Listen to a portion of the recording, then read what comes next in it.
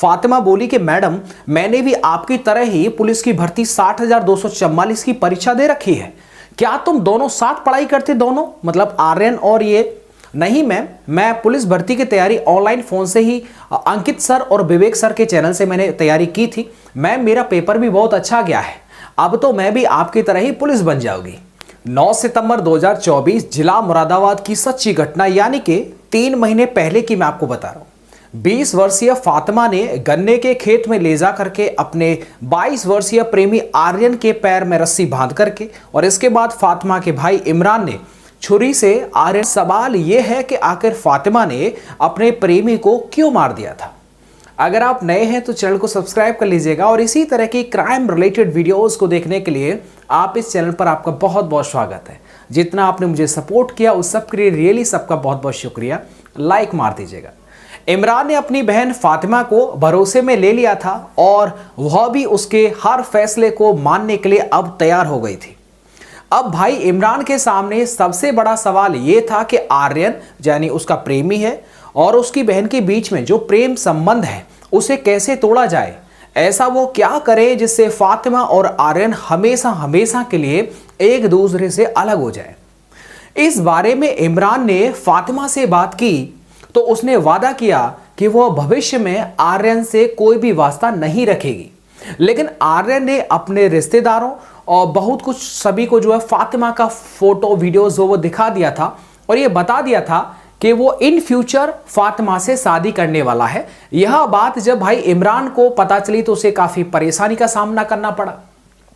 इस उधेड़ बुन में दोनों भाई बहन काफी टेंशन की स्थिति में आ गए थे, क्योंकि आर्यन जो था वो लड़की को ब्लैकमेल कर रहा था।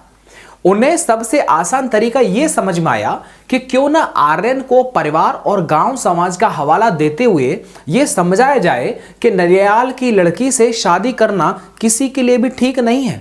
इसका भविष्य में उसके परिवार पर बुरा असर पड़ेगा और गांव के लोगों से ही संबंध हमेशा हमेशा के लिए खत्म हो जाएंगे। मतलब लड़की का जो गांव था उसी गांव में उसके बॉयफ्रेंड की ननियाल थी, वो आता जाता रहता था। भाई बहन के बीच इसके लिए आर्यन से बातचीत करने पर सहमति बन गई। उसे किसी एकांत जगह में बुलाने का कार्यक्रम तय कर लिया गया। इमरान ने फातिमा को आर्यन से बातचीत करके समझाने की सलाह दी कि उसे पहले समझा दो, लेकिन वो नहीं माना। 3 दिनों के बाद मौका देख करके 9 सितंबर 2024 को फातिमा ने आर्यन को फोन किया। फोन पर आर्यन बोला कि फातिमा, इतने दिनों तुम कहां गए थे? तुमने एक भी फोन नहीं किया। तुम मुझे भूल गई हो? क्या तुम मुझे प्यार नहीं करती हो, या फिर अपने घर वालों से डर गई हो? जाने मन गांव की पुलिया पर ही मिलेंगे, तब सब कुछ हम तुम्हें बता दूंगी। हम दोनों पुलिया पर आराम से बैठकर अपने प्यार का इजहार करेंगे। ठीक है डार्लिंग, तो टेंशन ना ले, मैं शाम को ही 7 बजे तुझसे पहले ही मैं उस जगह पर पहुंच जाऊंगा जो तू बता रही है। फातिमा पहले से तय कार्यक्रम के अनुसार शाम को नदी पर बने पुलिया पर पहुंच गई। फातिमा की तरह इमरान भी अपने पड़ोस के ही एक दोस्त आदिल को लेकर के वहां पर पहुंच गया, मतलब उसका भाई भी। इसकी जानकारी फातिमा को पहले से थी कि मेरा भाई भी पीछे से आ रहा है। हालांकि आर्यन यानी उसका बॉयफ्रेंड समय से 15 मिनट लेट पुल पर पहुंचा था। यह फातिमा को जब उसने उसका इंतजार कर रही थी तो आर्यन के आते ही फातिमा ने इतनी देर से आने के लिए अपने आशिक को डांट लगा दी। प्यार भरी बात में आर्यन ने उसे गले लगाना चाहा, लेकिन फातिमा ने सामने से मछुआरों को आता देख करके इशारे से मना कर दिया। कहा कि अब अभी लोग हमको देख रहे हैं, मुझे शर्म आ रही है, और साइड में जाकर के बैठ गई। भाई इमरान अपने दोस्त आदिल के साथ पास में ही थोड़ी आड़ लिए जो है छुपा हुआ था। वो इन दोनों को देख रहा था कि कार्यक्रम क्या चल रहा है। फातिमा अपने आशिक यानी आर्यन को गन्ने के खेत में लेकर के अंदर चली गई।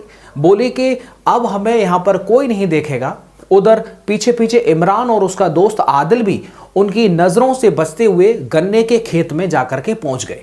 लड़का लड़की और उसके भाई तुरंत दोनों ने मिलकर के आर्यन को पीछे से दबोच लिया, वहीं जमीन पर गन्ने के खेत में गिरा लिया। उसके गिरते ही फातिमा ने तुरंत आर्यन के दोनों पैरों पर एकदम रस्सी कस दी। तब तक इमरान ने क्योंकि इमरान अपने साथ में रस्सी लाया था जिससे उसके पैर बांधे गए थे। आर्यन गिड़गिड़ाने लगा और फातिमा से छोड़ने की विनती करने लगा। कहा कि फातिमा, ये तुम क्या कर रही हो? मुझे छोड़ दो, जो तुम कहोगी मैं वही करूंगा। आर्यन की बातों को अनसुना करके फातिमा ने उसके दोनों पैर रस्सी से बांध दिए थे। गिड़गिड़ाता आर्यन बोलता रहा, फातिमा मैं तुम्हारी सारी फोटो डिलीट कर दूंगा और तुम्हारी जिंदगी से हमेशा के लिए चला जाऊंगा, मैं तुम्हें सदा के लिए भूल जाऊंगा, फातिमा मुझे बचा लो प्लीज फातिमा। अपने आशिक आर्यन को इस तरह तड़पते हुए फातिमा की आंखों में भी जो आंसू आ गए, लेकिन फातिमा कुछ भी नहीं बोली, सिर्फ अपनी नम आंखों से भाई इमरान की तरफ देखती रही। वह आक्रोश में भरा हुआ था। उसने दूसरी रस्सी से आर्यन के हाथों को भी बांध दिया था, यानी पैर और हाथ दोनों बंध चुके थे। अब आर्यन बेबस था, वह फातिमा को देखे जा रहा था। तभी आदिल और फातिमा ने मिलकर के आर्यन को दबोच लिया। इमरान ने उसकी गर्दन पकड़ ली और आर्यन की गर्दन पर चला दी। थोड़ी देर तड़पने के बाद आर्यन का शरीर ठंडा पड़ गया। अब आर्यन के शरीर से जान निकल चुकी थी। फातिमा दूर खड़ी अपने प्रेमी को देख रही थी। इमरान अपने भाई इमरान के कहने पर दोस्त आदिल ने आर्यन के कपड़े उतार दिए ताकि उसकी कोई पहचान ना कर सके। उसकी चप्पल, मोबाइल वहीं पर जो उसी जगह पर फेंक दिए गन्ने के खेत में। उसका मोबाइल भी जो है तोड़ दिया और उसके जो पुर्जे थे वो रास्ते में कहीं फेंक दिए गए। सोनू की बाइक वहीं पर, जो सोनू जिस बाइक से आया था वो पुल पर ही चाबी लगी हुई छोड़ दी। उसके बाद इमरान, आदिल और फातिमा आर्यन के कटे हुए सिर को, उसकी एक चप्पल, टूटा मोबाइल, चाकू, आर्यन का मोबाइल एक प्लास्टिक के थैले में रख करके जंगल के रास्ते निकल गए। जंगल में चलते चलते करीब 2 किलोमीटर की दूरी पर एक डंपिंग ग्राउंड था। उसी जगह पर आर्यन की गर्दन को जो फेंका गया था। इमरान नगर पंचायत में संविदा पर ट्रैक्टर चलाता था और इसी कारण उसने सोचा था कि सुबह जब वो नगर पंचायत के कूड़े से भरे ट्रैक्टर ट्रॉली को यहाँ लाएगा तो उसके ऊपर मतलब कूड़ा डाल देगा तो आर्यन की गर्दन भी उस कूड़े में ढक जाएगी, कभी भी किसी को गर्दन का कोई सुराग नहीं लगेगा। तीनों हर सबूत को पूरी तरीके से नष्ट कर देना चाहते थे। तीनों ने जंगल की आड़ में अपने अपने कपड़े बदल लिए और खून से सने कपड़ों को वहीं पेट्रोल छिड़क करके जला डाला ताकि कोई भी जो सबूत ना रहे। उसके बाद वे अपने अपने घर चले गए। अगले दिन यानी 10 सितंबर 2024 की सुबह उत्तर प्रदेश के जिला रामपुर के थाना सैफनी के एसएचओ महेंद्र पाल सिंह को जंगल में पड़ी होने की एक सूचना मिली तो एसएचओ पूरी फोर्स के साथ जंगल में पहुंच गए। उन्होंने तत्काल घटना की सूचना अपने उच्च अधिकारियों को दी। मिलने की खबर आग की तरह पूरे इलाके में फैल गई थी। उसे देखने के लिए सैकड़ों की तादाद में लोग उस जंगल में जुट चुके थे।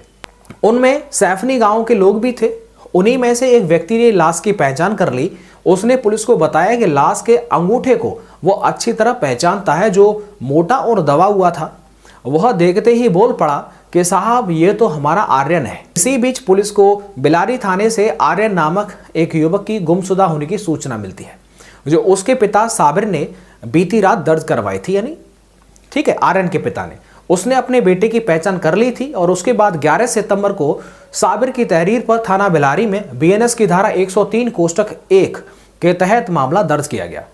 आर्यन के पिता साबिर ने मामले को प्रेम प्रसंग का बताया था।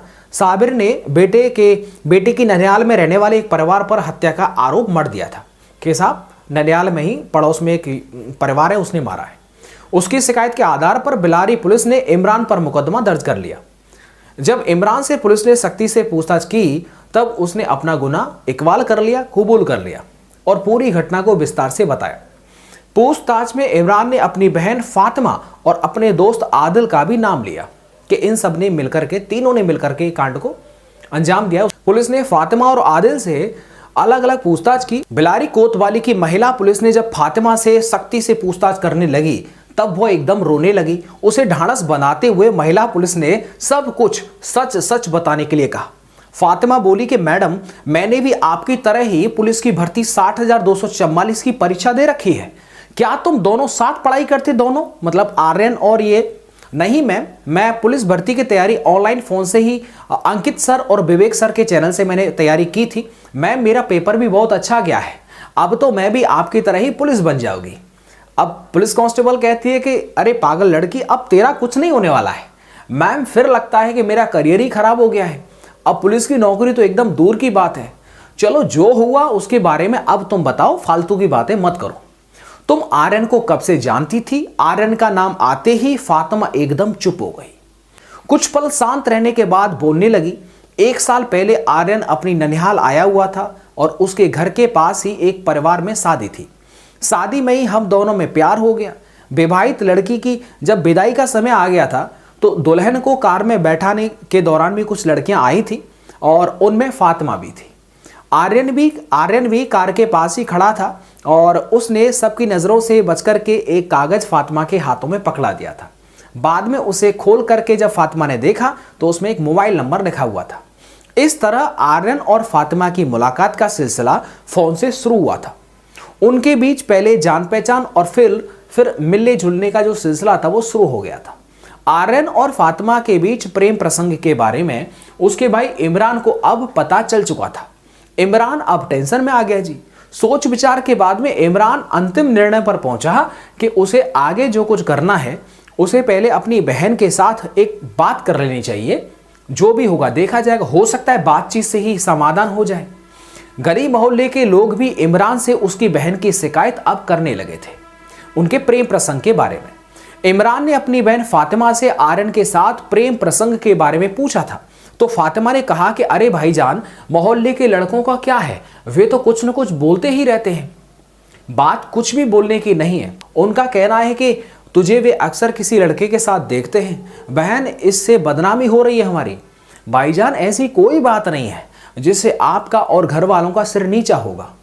यानी कि पूरे डिस्कशन का, भाई और बहन का डिस्कशन का निष्कर्ष ये निकला कि फातिमा ने आर्यन के बारे में अपने भाई इमरान को कुछ भी नहीं बताया। अब गुस्से में आकर इमरान ने अपनी बहन फातिमा को थप्पड़ों का प्रसाद देना स्टार्ट कर दिया और कहा कि सच सच बताओ, नहीं तो बुरा हो जाएगा। जब पूर्ण रूप से प्रसाद मिल गया था तो प्रसाद मिल जाने के बाद अब फातिमा एकदम धुआंधार बिना रुके बोलने लगी थी। अब उसने बताया कि मैं नानी के घर पर सैफनी में शादी में गई थी, वहीं आर्यन से मेरी जान पहचान हो गई और उसके बाद यहाँ मिलने के लिए 2-3 बार वो लड़का आया भी था और कोई बात नहीं है। फिर कभी, और उसने कहा कि फिर कभी जो उससे मिलना मत, साफ साफ मना कर देना। तो मैं अपनी पढ़ाई पर फोकस करना चाहिए बहन। बड़ी मुश्किल से मैंने घर के लोगों को मतलब समझ लड़ झगड़ करके तुम्हें पुलिस की तैयारी करवाई है। मेरी बहन, अच्छे से पढ़ो, अच्छे से लिखो, नौकरी लगो, अपने परिवार का नाम ऊंचा करो, इस तरह के गंदे कामों में मत पड़ो। मेरी हाथ जोड़ करके तुमसे विनती है। लेकिन भैया, उसने कहा कि टेंशन क्या करिए तू, आर्यन बहुत जिद्दी है और वो मेरा पीछा, मैं उससे पीछा छुड़ाना चाहती हूँ। मैंने कई बार मना कर दिया है, फिर भी वो मेरा पीछा नहीं छोड़ता है। यानी कि लड़की को वो लड़का जो आर्यन था ब्लैकमेल करता था, उसने फिर इमरान को बताया भी था कि वो पीछा नहीं छोड़ता है।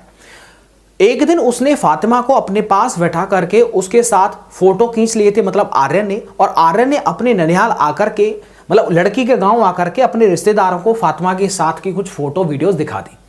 उसने रिश्तेदारों से कहा कि वह फातिमा से शादी करना चाहता है और इसके लिए मतलब उन सभी से मदद भी चाहिए। यह बात पूरे उस गांव में फैल गई जिस गांव की वो लड़की थी। इसकी जानकारी फातिमा के भाई इमरान को हुई तो वो एकदम बेचैन हो गया, मतलब टेंशन में आ गया। उसे बदनामी का डर सताने लगा और इमरान के कई बार आर्यन को समझाने के बावजूद भी आर्यन नहीं मान रहा था। ब्लैकमेल पर ब्लैकमेल। उसकी बहन को बीच रास्तों पर स्कूल कॉलेज जाते हुए छेड़ता था आर्यन, और इसको लेकर के इमरान गुस्से में आ गया और फातिमा, इमरान और आदिल ने मिलकर के को अंजाम दिया। इस टाइम पर अब तीनों अपना जुर्म कबूल कर चुके हैं और इसीलिए उन्हें गिरफ्तार करके जेल भेज दिया गया है।